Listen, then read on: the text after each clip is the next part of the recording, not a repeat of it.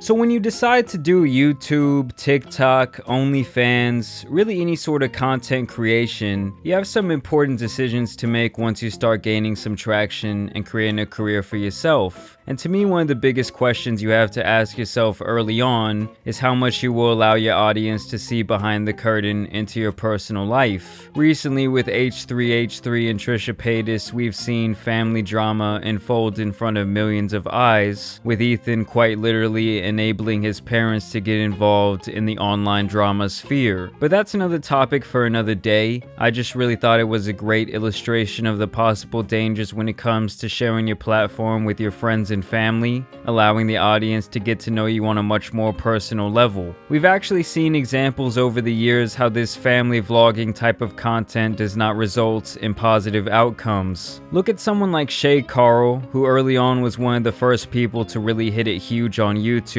with his everyday vlogs that featured his wife and kids. And while they made a lot of money at that time, it led to eventual exposing when this man Shay had a little bit too much to drink and went into full-on demon mode online with some absolutely disgusting messages being sent to an Instagram model, alluding to the idea that he was prepared to cheat on his beautiful wife, the mother of the same kids he stuck in front of a camera to make a living. So needless to say, in my opinion, I think that if your family is not trying to be an online personality as well, you really should for the most part keep them out of your content. And last week we saw yet another example of why this is so true. There's this woman out there named Jordan Cheyenne who has been vlogging on YouTube for the last 8 years. She's a single mom who has obviously had to make her son a big part of her channel and social media empire. This is quite literally what she does for a living. And last Wednesday, she posted a vlog where she explained that their new puppy had been diagnosed with parvovirus, which is a condition common in unvaccinated dogs that can actually be fatal. I'm sure she knew this would be great content for her lifestyle vlog channel, and so she really decided to ham it up for the camera, and more importantly, for that thumbnail, forcing her 9-year-old son to cry harder and harder also she could get that good clickbait. The only problem was that the idiot forgot to edit her forcing him to cry harder and harder out of the vlog, and so her whole audience has now seen this footage.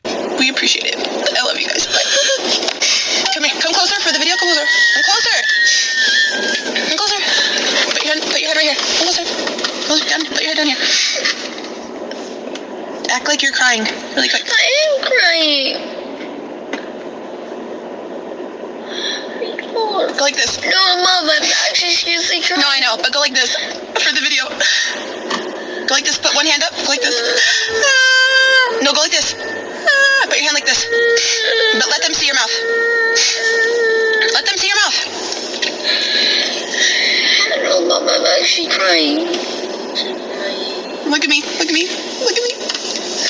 Look at me. Look at me. I'm actually crying. I know. Look at me. Look at me. Look at the camera. Look at the camera.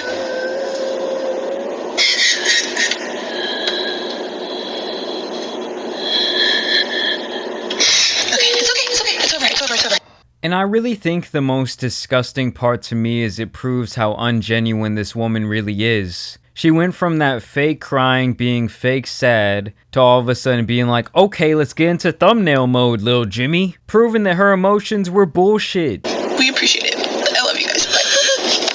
Come here. Come closer for the video. Come closer. Come closer. And this is what happens when the lines between real life and online content creation start to get crossed. This kid is obviously devastated about his new puppy being sick. He's had an extremely long day, and the first thing she thinks to do is pull out a camera and stick it in his face with demands. You just can't tell me that's good for the psyche of a 9-year-old. And as a parent, you're supposed to protect your kids, not show them in their most vulnerable moments to the entire world. And because of that, I think this really wasn't just a lapse in judgment. I really do believe this is who this woman is. A clout demon who would do anything for that click. And of course, after receiving backlash, she was quick with the backpedaling, releasing more than 4 apologies across social media, saying how disgusted she was with herself and taking the original video down, but that was far too late. The damage had already been done, and her audience now saw her as nothing more than a fraud, living an inauthentic life online. And like I said, she had a few apologies that were really all just terrible excuses, but this one has to be my favorite. learn and grow and make amazing decisions in the future for myself and the well-being of Christian. So that is why my DMs are off for today. Also, I want to say, and I don't want to fucking come on here crying or act like I want sympathy or anything. I don't want any of that.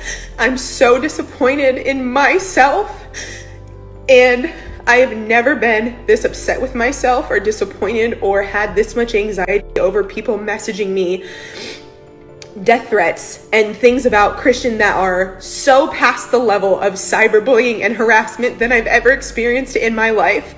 I'm taking the day, 2 days, 3 days, whatever, off social media to prioritize myself and Christian. I fucked up so fucking bad and I'm so upset with myself, and I am being as hard as possible on myself and dealing with this in private, and that is why my comments are off for the extreme bullying and harassment and me being worried at this current moment for my and Christian's safety. So that's why the comments are off. And to be honest, I can see why people didn't buy this apology or those crocodile tears. Nothing says genuine like throwing a baby filter over your crying face, right? And she's not sad that she did this, she's sad that she finally got caught. You know, she finally got caught with that hand in the cookie jar and she didn't like that. And the worst part about all of this is that she got her kid wrapped up in all of this mess. I mean, to me, this makes the whole thing about 10 times worse. And it's pretty crazy, but it really does seem like this could actually be the end of her almost decade-long career online, where she grew an audience who really loved and respected what she was doing, as now her YouTube page appears to have been deleted, as well as her Instagram and other social media pages. So I don't know, guys, I think this is really just the consequence of when you put too much of your life out there online. Like I said, we've seen this happen to countless families, and this should really be a lesson to you all that once you kind of start gaining some traction, you do have those types of decisions to make. But let me know what you guys think down below. Should she never return to face the internet again? Do you think she just had some sort of lapse in judgment and was going a little bit too hard with the content creation thing? I want to know down below in the comments. As always, I also want to thank you guys for watching today and subscribing. I want to thank you guys for going and following me on my social medias. That's at JAMARI Speaks on both Twitter and Instagram. And as you guys know, there's some other crazy influencers out here that need to get covered. So it's been your boy, the Tan Superman, and I'm out. Peace!